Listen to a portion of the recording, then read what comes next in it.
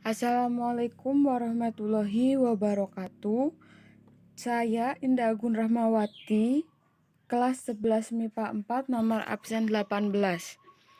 Di sini saya akan membahas soal-soal penilaian harian. Nomor 1.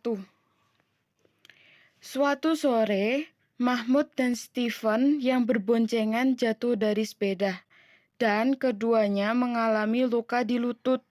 Luka Mahmud sudah berhenti mengeluarkan darah setelah 5 menit, tetapi luka Steven tidak berhenti mengeluarkan darah, bahkan setelah 30 menit. Berdasarkan ilustrasi di atas, komponen darah yang berperan adalah trombosit. Kenapa? Karena trombosit berfungsi dalam penghentian darah, perbaikan darah yang merobek, dan pembekuan darah.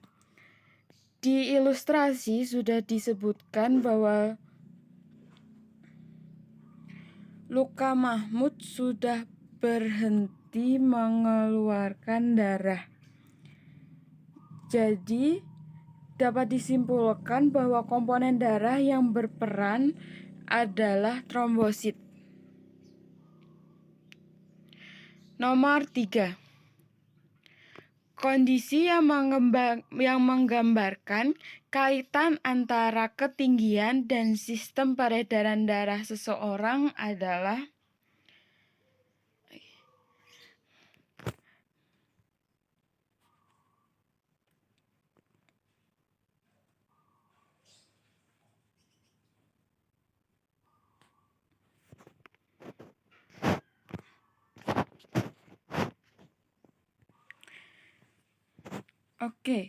yang mengandung oksigen dan hemoglobin adalah eritrosit.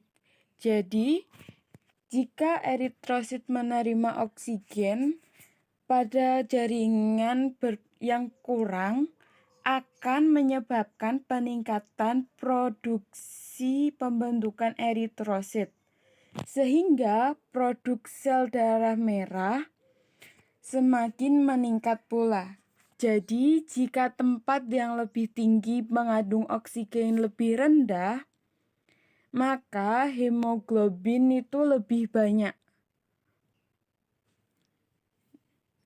Tapi, jika tempat yang lebih rendah memiliki kondisi oksigen yang lebih tinggi, sehingga penduduk memiliki hemoglobin yang sedikit. Jadi, jawaban yang benar adalah A. Nomor 5.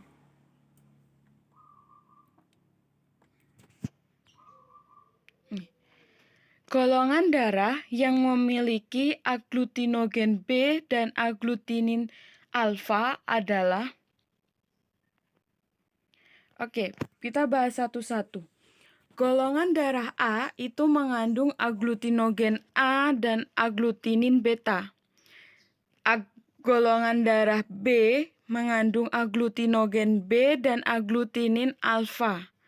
Golongan darah A mengandung agglutinogen A dan B, namun tidak mengandung agglutinin. Golongan O mengandung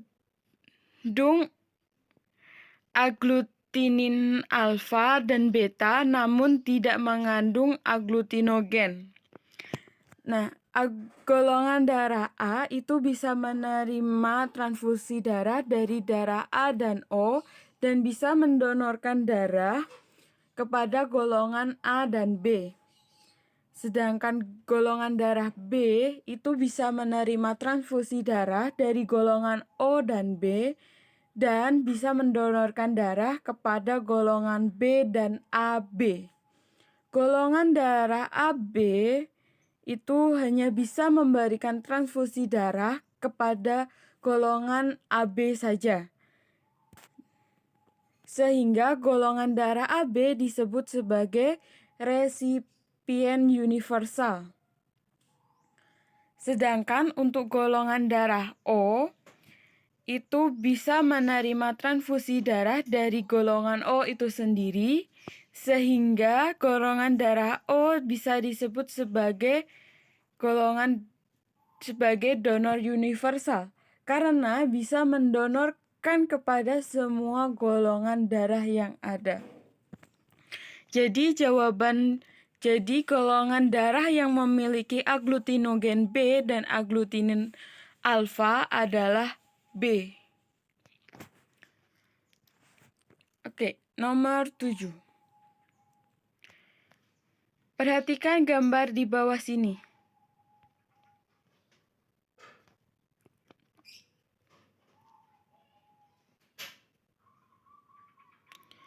Bagian yang merupakan antrium sinister dan vertical dexter secara berurutan adalah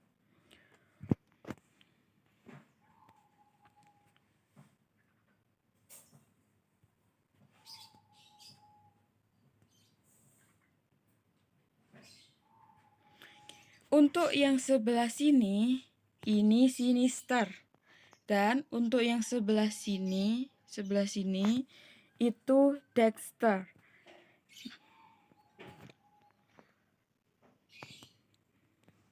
Jadi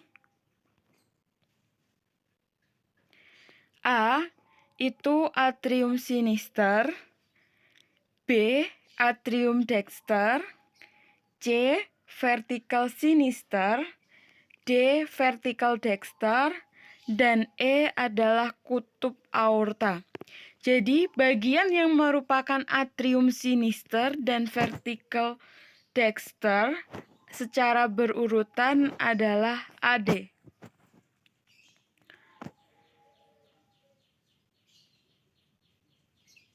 Kenapa nggak DA? Karena yang D itu vertical dexter dan vertical dexter, sedangkan yang ditanyakan adalah atrium sinister terlebih dahulu. Oke, next.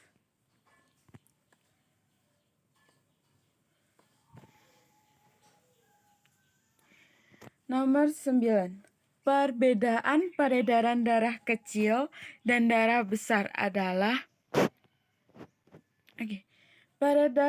kita bahas satu-satu. Peredaran darah kecil terjadi pada janin. Ini sudah salah karena peredaran darah kecil itu terjadi pada semua usia, tidak hanya janin dan bayi saja.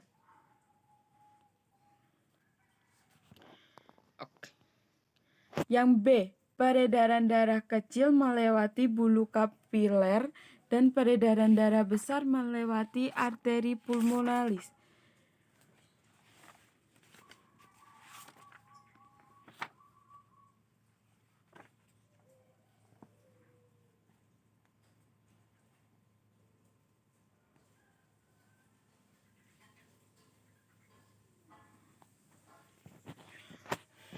Yang B salah karena semua melewati arteri dan vena. C. Peredaran darah kecil terjadi saat tekanan darah normal dan peredaran darah besar terjadi saat tekanan darah tinggi. Peredaran darah kecil dan darah besar terjadi pada tekanan darah yang entah normal atau entah tinggi. Jadi tekanan darahnya semua sama. Jadi nggak ada yang normal, nggak ada yang tinggi. Jadi nggak ada yang peredaran darah tinggi itu tekannya di normal, peredaran darah besar peredaran darahnya di tekanan darah tinggi. Peredaran darah ataupun sebaliknya itu tidak ada. Peredaran darah kecil dan peredaran darah besar terjadi pada tekanan apapun. Yang D, peredaran darah kecil beredar menuju paru-paru, peredaran darah besar beredar ke seluruh tubuh dan paru-paru. Peredaran darah kecil beredar menuju paru-paru, itu betul. Tetapi untuk peredaran darah besar beredar ke seluruh tubuh dan paru-paru, itu salah. Karena peredaran darah besar itu beredar ke seluruh tubuh tanpa paru-paru. Jadi jawaban D ini salah. Untuk jawaban E itu benar.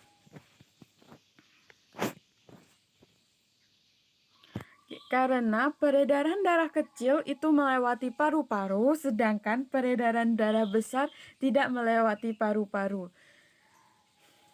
Peredaran darah besar itu beredar ke seluruh tubuh tanpa melalui paru-paru.